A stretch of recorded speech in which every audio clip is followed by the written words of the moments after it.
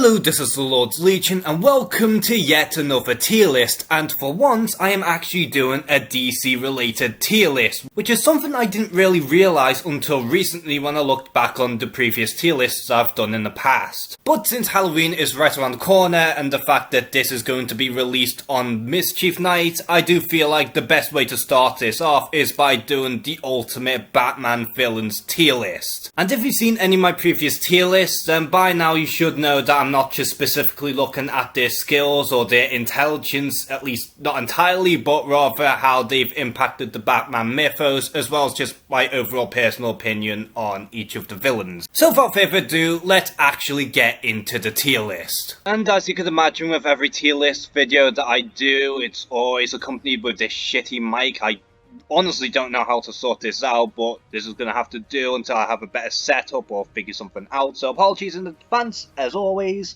By looking at the criteria, got the Crown of Crime, Forever Evil, Crime Syndicate, The Rogues, and Nonces. Nonces is the only bad league here, while the Rogues I would consider to be jobbers, but, you know, they're like the no-nos. But I figured you'd probably already know that from top to bottom. And as you can see, I have a selection of about 30 Batman villains in total. I felt like I wanted a good selection of the more prominent ones, as well as a few oddballs, instead of like throwing characters like fucking Calendar Man or Punchline, like characters who I don't think are really as defined as these right here. So, you know, if you're wondering why this certain villain isn't on here, I tried to like balance it out with the more classic ones, as well as a few new faces added into the mix.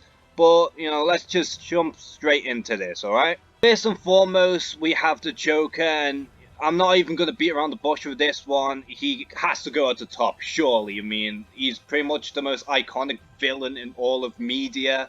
And, you know, he is the Batman villain. He's the arch nemesis of Batman. So it's a no-brainer. So, of course, I have to start it off with him, just to get it all out of the way. Next up, we do have Harley Quinn, which I do feel like is a pretty complex one these days, because she is more of an anti-hero rather than a villain, and she practically outgrew her villainous ways. But that said, she is one of the most iconic characters in the Batman mythos, not to mention probably one of the most interesting and sympathetic villains in the Rogues Gallery, so I can't take away the fact that she is very interesting. So for that reason, I feel like it is fair to put her in Forever Evil, because I do feel like she has solidified herself as one of the best Batman villains out there. Up next, we do have Catwoman, which, much like with Harley Quinn, Catwoman had really outgrown the villain phase, but again, she's one of the most prominent and important characters and villains in the Batman mythos, and you know, I do really enjoy the mystique surrounding Selina Kyle, and the fact that she can be an emotional sort of vessel against Bruce Wayne and whatnot. Because of the rich history and such, I do feel like, again,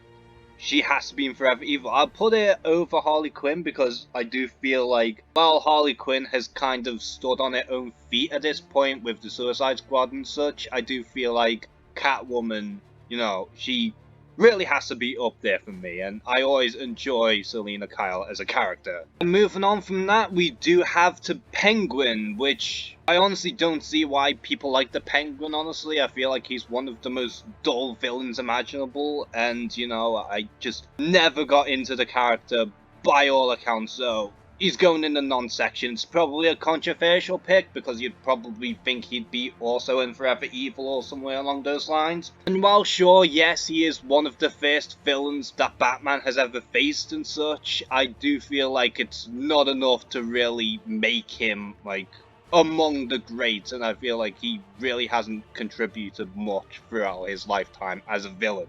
On the flip side, pun intended, we do have Two-Face, who I do feel like has actually cemented himself as one of Batman's greatest villains, and Forever Evil is a good placement for Harvey Dent. He is one of the most iconic. He's pretty much an equal to Bruce Wayne, as well as exploring his two personalities and how they kind of go back and forth. And yeah, I'm pretty comfortable in giving this spot to Two-Face. Next, we do have the Riddler, and to me, he's like the epitome of a mixed bag, because for every great story he's always in some really shitty ones. And I honestly don't know what it is, because on one hand, the Riddler can be a really effective villain when he needs to, but then at the same time, he can be a true pushover to the point where he becomes a C-list villain, which is bizarre to me. So for the inconsistencies, I'm gonna have to put him in Crime Syndicate. It's probably a bit too low for Edward Nygma, admittedly, but I feel like because of the inconsistencies, he just kind of falls off a bit. But moving on from the cold reception and getting cooler, we do have Mr. Freeze. And if anyone knows me, then you would know that Mr. Freeze is one of my absolute favourite Batman villains of all time. So as you could imagine, I am easily gonna put him at the higher end of Forever Evil. Like, remove the Joker from the equation, I would put Mr. Freeze on the crown of crime. I do feel like Mr. Freeze is easily the most developed and defined as far as personality is concerned and motivation is concerned, and he's always had a really cool aesthetic, and while, like, he hasn't been in many stories in the comics, I still feel like Victor Freeze had always had a really good run in the comics, despite of maybe the New 52, which even then that pretty much got pushed to the side. But aside from the New 52, where a lot of characters got shafted, I do feel like Mr. Freeze is easily one of the most underutilized Batman villains out there. Up next, we do have Poison Ivy, who is a character kinda like the Riddler, who I'm kinda conflicted upon, because on one hand she can be a really devastating villain for Batman to face, but then at the same time it's one of those things where she is pretty inconsistent depending on the writer and the overall direction they want to take with the character. So for the similar reasons, I feel like while it is a bit low for his standards, I feel like I have to put it in Crime Syndicate. I'll put it ahead of Riddler, because at the very least in Poison Ivy's case, she has a lot more W's than she has L's. And making their way next, we do have Bane, who is also a very interesting one, because he has cemented himself as being like one of the biggest arch nemesis for Batman. At the same time, he's kind of fallen off in the sense that he's kind of became a jobber. So realistically, I would put him in Crime Syndicate, but with how much of an impact he has made over the years, like especially with his debut appearance, like especially with Nightfall, I feel like yeah, I can't knock him back. I really can't knock back Bane. I feel like maybe he would realistically be ahead of Harley, but because of those last few years, I feel like that is probably as generous as I could go with Bane. Moving on, we do have the Scarecrow, who has always been one of the all-time greats as far as Batman villains are concerned, and I especially love the motif in that he is the master of fear, which is something that really goes hand in hand with Batman, and he's also one of the most horrific Batman villains you could imagine. So for that, he is easily going in the Masters of Evil. I would say I would put Jonathan Crane, I'd say put him around here. Or maybe a little below. No, I'll put him here for now, because I feel like Scarecrow, when push comes to shove, can be a really effective villain. For a moment here, I do want to break two birds with one stone by talking about both Ra's al Ghul and Talia al Ghul, because when you really stop and think about it, it is hard to define on who is the better villain and who is the better character. Easily you would say that Ra's al Ghul is the better villain, and that he is easily the more recognizable out of the two, as especially being more of the mastermind. But in recent memory, I feel like Talia al Ghul has really grown out of that shadow and has really cemented herself as a dastardly villain and a complex character in her own right. It really comes down to personal preference, and while I think Talia is a more interesting character and I prefer her personally, at the same time, Ra's al Ghul is more of an influential villain and more recognizable, so it's a real toss-up. Either way, they're both like worthy of not Masters of Evil, Forever Evil, so I say. But whether who's better, it really flip-flops for me. Like, okay, I'll easily like move these back a bit because that's kind of where they belong. I'll probably have to give the edge to Ra's on the technicality, but I feel like, see, I'm just that torn, but I feel like it's right putting Ra's al Ghul above Talia. It may come across as a bit pandering, but there's really no other way of looking at it. Like, there's a good argument for each case, but I just have to give the edge to Ra's al Ghul. Next, we do have Killer Croc, and because he has been nothing more than a monster over the years and really hasn't done much, I feel like I have to put him in the Crime Syndicate, which is a huge shame because I really like Killer Croc as a villain. As far as aesthetics are concerned and overall design, I feel like Killer Croc had one of the most monstrous and cool looking evolutions, but aesthetics alone can't really save him. The same can really be said about Clayface, honestly. I mean, it depends on the Clayface you're talking about, but I'm mainly focusing on Basil Carlo. And again, like, depending on what Clayface you're talking about, like, not even that really, because Clayface has never really cemented himself as a major threat to Batman besides being a physical one, and I don't think he's really been in many, like, important stories where he actually pushed the boundaries. Which is a huge shame because when you think of shapeshifting and detective work, I do feel like you could really make some creative storylines with Clayface, and, well, granted, we did get that from Batman the Animated Series. I feel like that's kind of the furthest it's ever gone as far as, like, the mainstream continuity or anything of such. And continuing with this monstrous trend, we do have Man-Bat, who, and while yes, again, he does look aesthetically awesome, and I do like how they kind of twist the Batman kind of motif on its head by doing a monstrous Man-Bat. Again, I do feel like there's not really much to him besides that. I'm gonna have to put him in the Rogues, because he barely appears in the comics anyhow, and it is unfortunate because there is quite a bit of potential you can take him. It's one of those things where Man-Bat is a victim of DC not tapping into their villain's fullest potential, which is quite unfortunate. And while I would say the similar thing about Black Mask, the last few years have treated him quite nicely, like the past decade maybe, so I feel like I think it's a bit much putting him in the Forever Evil category, but as far as Crime Syndicate's concerned, I would actually edge him out above the Riddler. Maybe not so much Poison Ivy, but I feel like he's really climbing up there as, like, one of the greats. And I feel like if you give him a few more years, then maybe, just maybe, he could be a legitimate classic. Next up, we do have Thomas Elliot, aka The Hush, and despite of his major appearance in Hush, he hasn't really done much of significance, and he doesn't really stand out that much, unfortunately, because I really like Hush, but again, it kind of pains me. Yeah, wait, should I? No, because since Batman Hush and maybe Batman Eternal, we did have a bit of a play in that. I don't really recall him doing much worthy of significance. Moving on, we do have Slade Wilson, aka Deathstroke. Granted, it is the baseball calling him a Batman villain, but looking at the past decade, he's pretty much cemented himself as such. And while you would argue that he's probably more on the Crime Syndicate because he's not technically a primary Batman villain, I'm going to be very biased and put him straight in Forever Evil, because fuck you, bitch. And then speaking of anti-Batman, we do have Jason Todd, aka the Red Hood. Again, he's not so much a Batman villain anymore because he's more of a companion these days, but since he had a major story arc as a villain under the Red Hood, I feel like it's only fair to give him a spot, and I have, again, I'd probably have to no, I'll put him in Crime Syndicate because despite of the amazing storylines he had as a villain, I feel like he's one of those where he just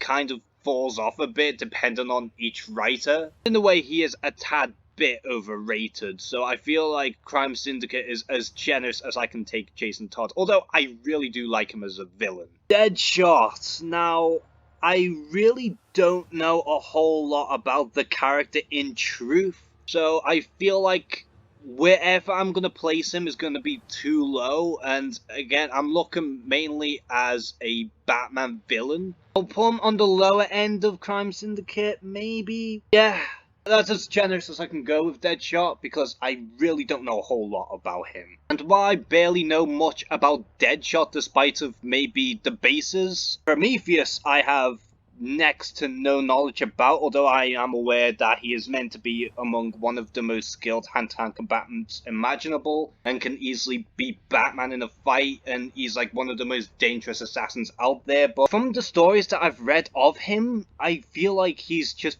kind of a pushover and it's just kind of a nothing character. So he looks cool and I know he's dangerous, so I have to put him in the rogues. I'm sorry, but I can't put him any higher. Hugo Strange, like, he's easily one of the most underrated Batman villains for sure. Like, he knows Batman's secret identity, and he really knows how to psychologically torment him when push comes to shove. But as for placements, I feel like Forever Evil's a bit too high because he hasn't been in many stories, and like in other mediums he hasn't been represented that much. So yeah, I feel like Crime Syndicate is a good place for Hugo Strange. I feel like it's a nice, comfortable spot for him. Moving on, we do have the Mad Hatter, and he is the sole reason why the bottom place is called Nonces. And for those who don't know what a nonce is, well, Mad Hatter in the comics is a pedophile, so but for that alone, he's easily the worst Batman villain imaginable. And the only reason why I put the Penguin with Nonces is, well, he kind of looks like one, and he kind of acts like one, but the Mad Hatter, man, like, he really is a pedophile. And, you know, say no to nonsense is all I'm gonna say. Moving on from Pedo Paradise, we do have Firefly, who luckily isn't a nonce, but I can't put him above, like, certain characters, so I have to put him in crimes. Actually, you know what? I'll put him ahead of those at least because I do have a soft spot for Firefly. I know he's not the biggest Batman villain yet. I always like pyromaniacs for characters, and I feel like Firefly has a cool design with a cool gimmick, but again, beyond being a jobber, he hasn't done much, so I have to put him in the rogues and nothing above that. Up next, we do have Victor Zsasz. Again, he does have an interesting gimmick where he cuts himself for every kill, and his ideals are pretty fascinating on paper, but again, they don't really do a whole lot with them, so I have to put him in the rogues. I can't put him ahead. With these last few villains I have on here, I can't really have much judgment because they're either really new or they just don't really have much to their name. Moving on from that, we do have the ventriloquist and Scarface. Yes, I know I butchered his name. And again, like, I really like the idea of the ventriloquist possibly being insane, or there's a chance that Scarface could actually be real, or maybe all of this is inside his head and that he's really just that deluded. But again, like, he hasn't really done a whole lot. Like, conceptually, he sounds really cool, and there's a lot you could do with that, but he hasn't really cemented himself as one of the great Batman villains. Up next, we do have Anarchy, and while he does have the potential of being, like, among the greats, and I do like how he is the polar opposite of Batman in the sense that he represents anarchy and chaos, and how he could potentially be the Joker's son, allegedly, and how he is a child prodigy. Like, all of them ideas are really cool, but again, they don't really do a whole lot. So he's at the higher end of the rogues, that's for sure. I feel like if he was in some more modern comics and maybe some more modern appearances in other mediums, besides his appearance in Arkham Origins, I think it was, then maybe he could actually go places. But until then, yeah, I feel like he can't go above the rogues. Next, we do have Professor Pig. Again, I have to put him in nonsense because he always pisses me off. He's a creepy son of a bitch. I don't like the noises he makes, and even looking at him, like, design-wise, he just looks all around pedophilic. Up next, we do have the Court of Owls, who I must say, like, despite of their limited time in the Batman mythos, they've really shook up Gotham City at its core. And how they've really tipped the scales upside down, like, in the best possible way. It is very rare for new villains of a certain rogues gallery to really make their mark in a certain franchise, like, within a short time period, while still making it very convincing. So for that, I easily have to put them in Forever Evil, because otherwise it'd just be a massive disservice for the Court of Owls. Like, because they've done so much within a short period of time, I feel like they kind of earned this spot a little higher above some of these, because I do feel like the Court of Owls have done a lot more in the past few years, and On top of that, like, the Court of Owls as a concept is pretty terrifying. Last but certainly not least, we do have the Batman Who Laughs, easily the most recent villain on this whole tier list, and while yes, he is arguably the most dangerous out of all of the characters in the Batman mythos thus far, at the same time I do feel like he is somewhat overhyped and that he's overstayed his welcome, and that DC have been shoving him down our throats a little too much. And while yes, it does seem like DC do have sort of an endgame with the Batman Who Laughs, I do feel like it's kind of been stretched too thin to the point where it's just like, almost to the point that the Batman Who Laughs has kind of lost all of his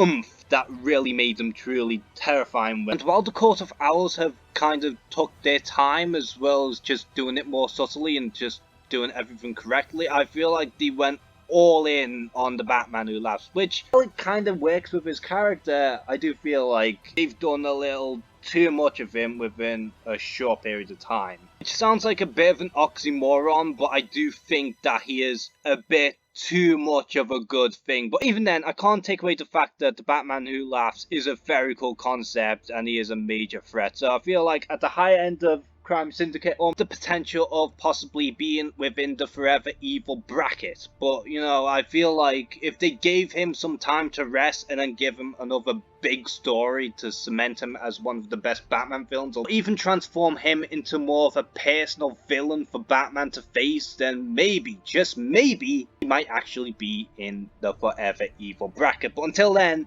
I do feel like he's kind of been washed up.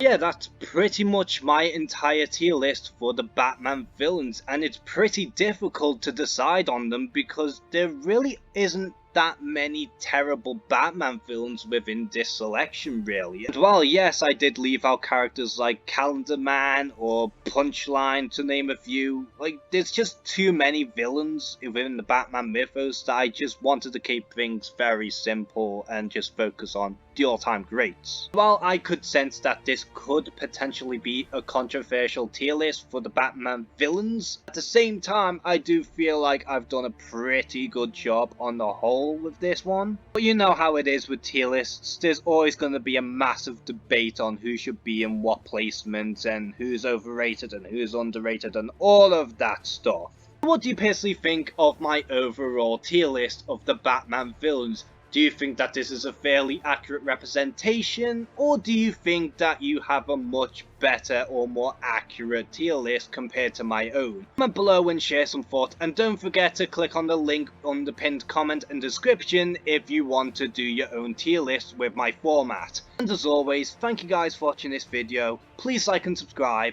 take care and have a good one.